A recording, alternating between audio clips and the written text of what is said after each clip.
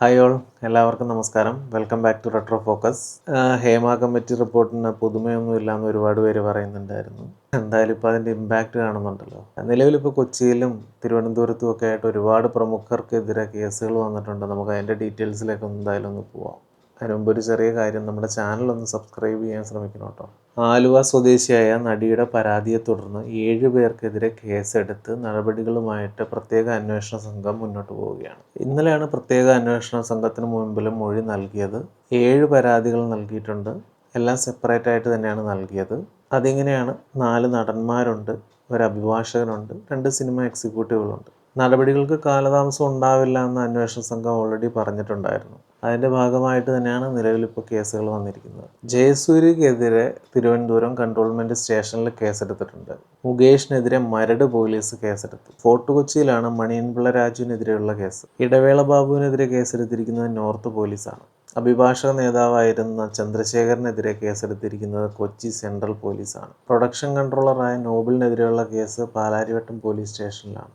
അങ്ങനെ സിനിമയിലെ ഈ പറഞ്ഞ മുൻനിര താരങ്ങൾക്കെതിരെ എല്ലാം കേസുകൾ വന്നിട്ടുണ്ട്. ഇതിനകത്ത് ഏറ്റവും എടുത്തു പറയേണ്ട കേസ് മുകേഷ് MLAക്കെതിരെയുള്ള കേസാണ്. അറിഞ്ഞെടുത്തോളം ഗുരുതരമായ വകുപ്പുകൾ പ്രകാരം തന്നെയാണ് കേസെടുത്തിരിക്കുന്നത്. IPC 376 പ്രകാരമാണ് കേസെടുത്തിരിക്കുന്നത്. ബലാത്സംഗം, വീട്ടിൽ അതിക്രമിച്ചു കയറൽ, സ്ത്രീത്വത്തെ അപമാനിക്കൽ, സ്ത്രീത്വത്തെ അപമാനിക്കുന്ന രീതിയിലുള്ള അംഗവിക്ഷേപം, വാക്കുകൾ, അങ്ങനെ ജാമ്യമില്ലാ വകുപ്പുകൾ പ്രകാരമാണ് കേസെടുത്ത് നടപടികളുമായിട്ട് പോലീസ് മുന്നോട്ട് പോകുന്നത്. സ്വാഭാവികമായിട്ടും ഇങ്ങനെയുള്ള കേസുകളുടെ നടപടിക്രമങ്ങളുടെ ഭാഗമായിട്ട് അറസ്റ്റിലേക്ക് പോവുകയാണ് പോലീസ് ചെയ്യാറുള്ളത്. 3 വർഷവും 7 വർഷവും ജീവപര്യന്തവും വരെ തടവ് ശിക്ഷ ലഭിക്കാവുന്ന കുറ്റങ്ങളാണ് ചുമത്തിയിരിക്കുന്നത്. മുകേഷ് ഇപ്പം നിലവിൽ MLA ആണ്. CPMൻ്റെ പ്രധാനപ്പെട്ട നേതാവ് എന്നുള്ള പദവിയിൽ ഇരിക്കുന്ന ആളാണ്.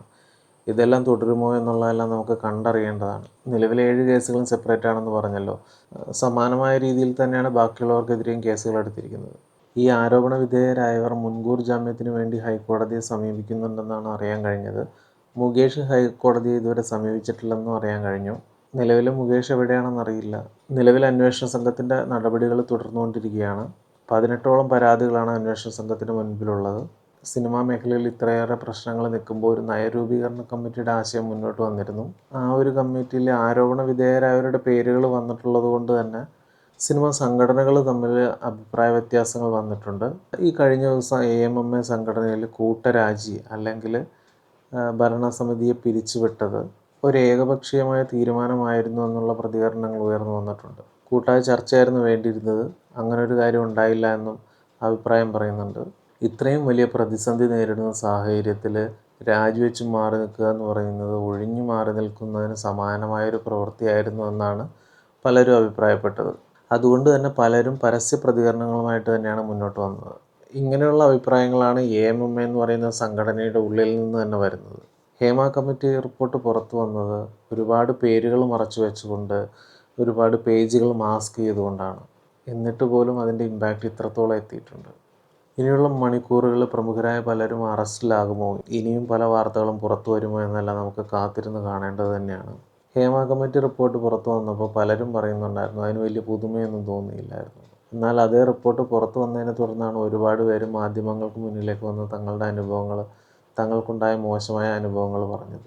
ഇപ്പോൾ AMMA എന്ന് പറയുന്ന സംഘടനയിലും ബാക്കിയുള്ള സിനിമാ മേഖലയിൽ മുഴുവനായിട്ട് നടക്കുന്ന കാര്യങ്ങളും എന്തിന് രാഷ്ട്രീയത്തിൽ വരെ ഉള്ളവരെ ബാധിക്കുന്ന കാര്യമായിട്ട് മാറിയിരിക്കുന്നു.